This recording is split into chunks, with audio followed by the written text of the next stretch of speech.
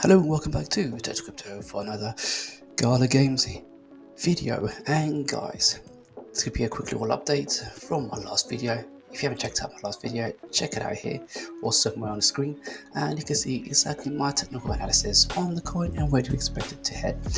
But I have some pretty decent news for you. And this is the most basic and simplest way to trade this, whether you're a hodler or even an intraday trader.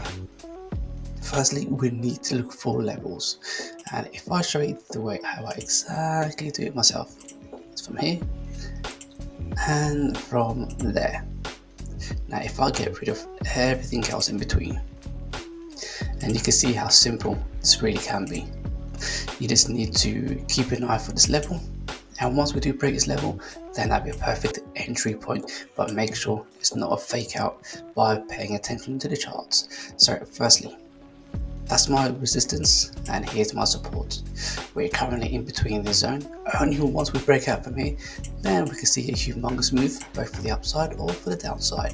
But now I'm gearing more towards the downside because we are retesting back up towards the resistance with a highly probability of us making higher highs. How high do we reckon? I reckon that we should be able to at least retest here, or to the minimum down here.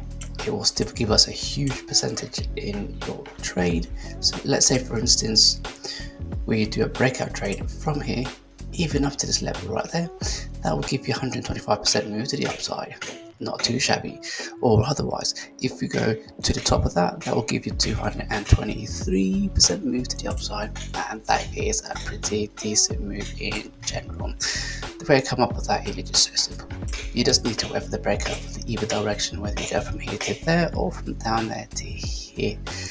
So let's wait until we react to this zone there, and then once we do, I should be looking for something like this, which I can demonstrate to you right now.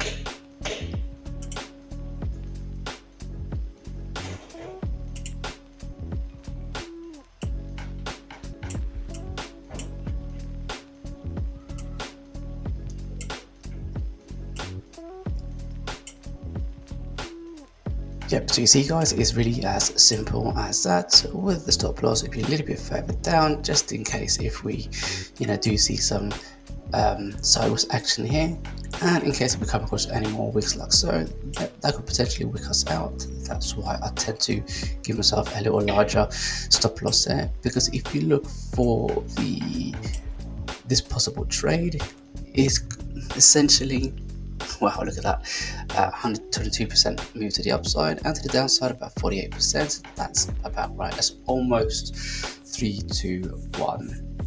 2 to 1 is ideal because you have high probability of actually reaching that target, but 3 to 1 is a little bit higher. But after looking to your left, it looks like it's very plausible, because once we do break out from here, that should definitely be at least the minimum first target.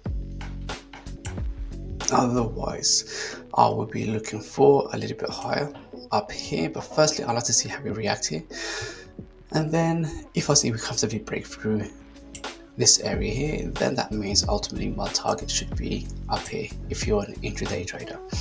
So that will give us a grand total of 214% move to the upside. Not too shabby, but once we do get out of this area, we should be off to the races. Reason why, because if I squeeze in the chart, it looks like we'd be only going much more higher here, hopefully retesting back up to this zone here.